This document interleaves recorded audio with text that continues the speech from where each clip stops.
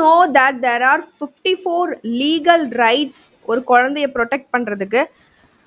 இந்த ரைட்ஸ் எல்லாத்தையுமே கவர்மெண்ட்டும் ப்ரொடெக்ட் பண்ணும் அப்படின்னு சொல்றாங்க. இது எதனால வந்துச்சு அப்படின்னு பார்த்தா, because of an powerful international agreement which is known as the UNCRC. இதனால தான் இந்த ரைட்ஸ் எல்லாமே குழந்தைங்களுக்கு கிடைச்சிது.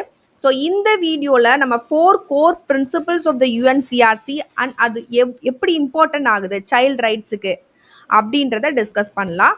So hi all, welcome to B Ed study master channel. இந்த வீடியோவில் நம்ம child rights and protection sem 2 பேப்பரில் வர ஒரு டாப்பிக்கான யுஎன்சிஆர்சி அதோட 4 பிரின்சிபல்ஸும் அது ஏன் வந்து இம்பார்ட்டன்ட் அப்படின்னு டிஸ்கஸ் பண்ணலாம். Coming to the 4 core principles of the UNCRC, first is the non-discrimination. எந்த விதமான பார்ஷியாலிட்டி டிஸ்கிரிமினேஷனும் இருக்கக்கூடாது ஒரு சில்ட்ரனுக்கு மத்தியில். எல்லா சில்ட்ரனையும் நம்ம ஈக்குவலாக தான் ட்ரீட் பண்ணணும்.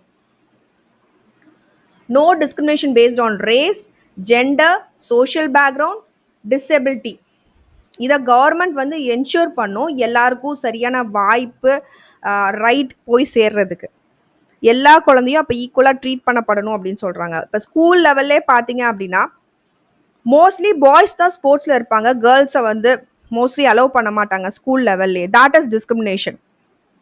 ஸோ யுஎன்சிஆர்சி சொல்கிறது என்னென்னா, எல்லா குழந்தைக்கும் ஈக்குவல் ஆப்பர்ச்சுனிட்டி தரப்படணும், ஜெண்டர் பேசிஸ்லாம் பார்க்கக்கூடாது அப்படின்னு தான் இந்த ரைட் சொல்லுது. அதனால ஸ்கூலாக இருந்தாலும் சரி, கவர்மெண்ட்டாக இருந்தாலும் சரி, சொசைட்டியாக இருந்தாலும் சரி, சில்ட்ரனை ஈக்குவலாக ட்ரீட் பண்ணணும். நெக்ஸ்ட் பார்த்தீங்கன்னா best interest of the child. நீங்கள் குழந்தைங்கள பற்றி டிசிஷன் எடுக்கிறீங்க அப்படின்னாலும் அவங்களோட வெல்பீயிங்கை கன்சிடர் பண்ணணும். அதுதான் டாப் ப்ரையாரிட்டி, மெயின். அவங்க நல்லா இருப்பாங்களா அப்படின்றத கன்சிடர் பண்ணி தான் நம்ம வந்து ஒரு முடிவே எடுக்கணும்.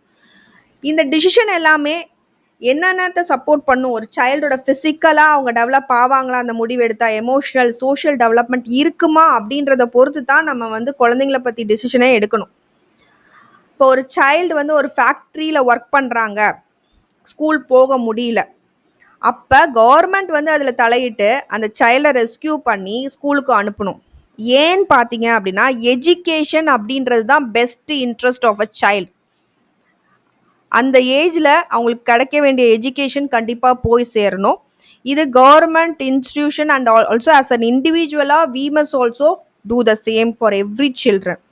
Next coming to the right to life or survival and development அப்படின்றது எவ்ரி சைல்டுக்கும் has the right to live and grow properly. எல்லா குழந்தைங்களுக்கும் இது இருக்குது.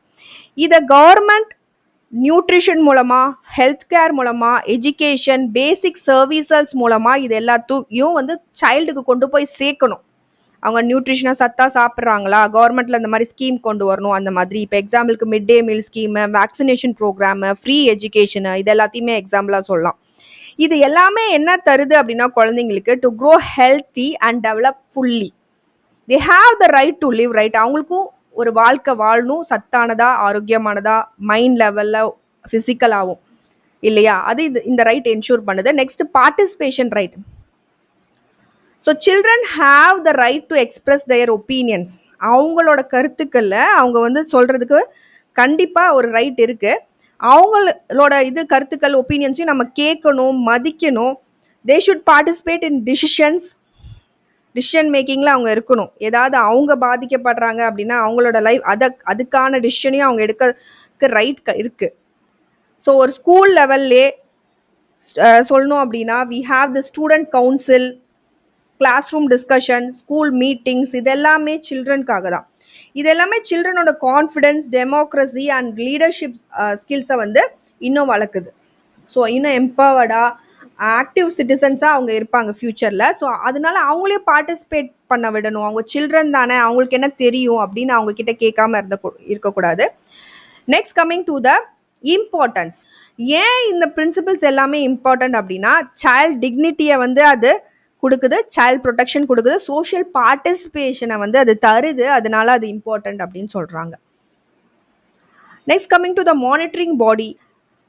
சரி, இந்த ரைட்ஸ் எல்லாமே இருக்குது, இதை எந்த பாடி மானிட்டர் பண்ண போதும் அப்படின்னா மானிட்டரிங் பாடி வந்து சிஆர்சி, அதாவது committee on the rights of the child.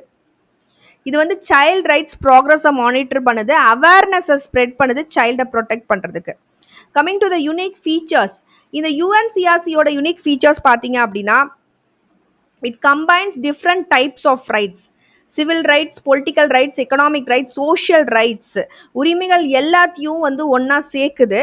It treats children as a complete individual, not just dependency.